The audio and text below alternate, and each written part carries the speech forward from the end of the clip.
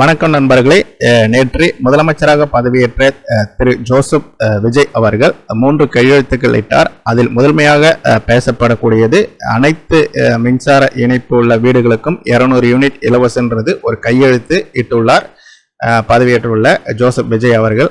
அதில் அவர் தேர்தல் பரப்புரையும் போது என்ன சொன்னாருன்னு பார்த்தீங்கன்னா, மாதம் 200 யூனிட் தான் அவர் சொன்னார். ஆனால் தமிழ்நாட்டை பொறுத்தவரையிலும் 2 மாதத்துக்கு ஒரு தடவை தான் கரண்ட் பில் நம்ம கட்டுறோம். ஸோ அதை வச்சு தான் அவர் சொல்லியிருப்பார். பட் ஆனால் தேர்தல் அறிக்கையில் அவர் மாதம் 200 யூனிட் தான் சொல்லியிருந்தார். ஸோ அவர் 200 யூனிட் சொல்லியிருந்தாலும் அதனால் பலன் அடையக்கூடியது மக்களாகிய நாம் தான். அதை நான் எப்படின்னு சொல்கிறேன் பாருங்கள். ஸோ முன்னாடி கவர்மெண்ட் இருந்த வரையும் பார்த்தீங்கன்னா 100 யூனிட் தான் இலவசம். சரிங்களா? அதாவது பார்த்தீங்கன்னா 1லேருந்து 100 யூனிட் நம்ம பணம் கட்ட வேணாம்.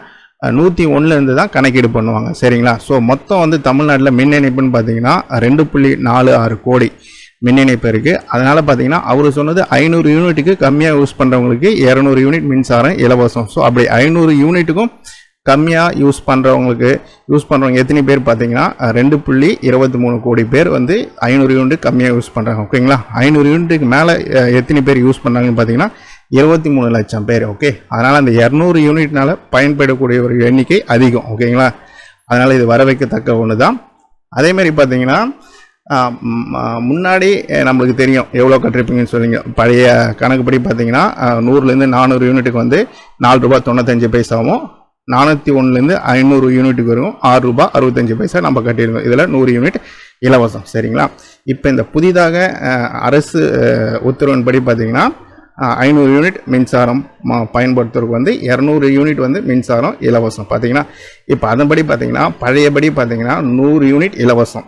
இப்போ 101லேருந்து 200 யூனிட் நம்ம பணம் கட்ட தேவையில்லை. பார்த்தீங்களா? அதனால் எவ்வளோ நம்மளுக்கு மிச்சம்னு பார்த்தீங்கன்னா 101லேருந்து 200 யூனிட், அதாவது ஒரு யூனிட்டுக்கு பார்த்தீங்கன்னா $2.35 அது நம்மளுக்கு மிச்சம்தான். ஓகேங்களா?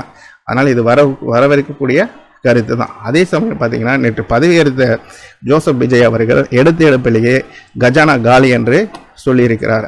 அது கொஞ்சம் சிந்தித்து செயல்படக்கூடிய ஒன்றாக தான் நான் பார்க்குறேன். ஏன்னு பார்த்தீங்கன்னா கஜானா காலினா அப்போ முன்னாள் முதலமைச்சர் மு.க. ஸ்டாலின் பல திட்டங்கள் போட்டார். அது சிலவற்றை நான் சொல்லிடுறேன். கஜானா காலின்னும் போது மகளிர் உரிமை தொகை எப்படி 1000 ரூபாய் கொடுத்தாங்க, புதுமை பெண் 1000 ரூபாய் எப்படி கொடுத்தாங்க, தமிழ் புதுவன் எப்படி 1000 ரூபாய் கொடுத்தாங்க, மாற்றுத்திறனாளிக்கு எப்படி 2000 ரூபாய் கொடுத்தாங்க, விடியல் பயணம் எப்படி 1000 ரூபாய் கொடுத்தாங்க, முதியோர் ஓய்வூதியம் 1500, பொங்கலுக்கு 3000, எல்லாருக்கும் 100 யூனிட் மின்சாரம் இலவசம் எப்படி கொடுத்தாங்க, சென்னை மெட்ரோக்கு 60,000 கோடி. கஜானா காலினா இந்த திட்டங்களை எப்படி செஞ்சாங்க, இதையும் ஜோசப் விஜய் அவர்கள் மனதில் வைத்துக்கொண்டு வருங்காலங்களில் அறிக்கையை திறம்பட செயல்பட வேண்டும். நன்றி.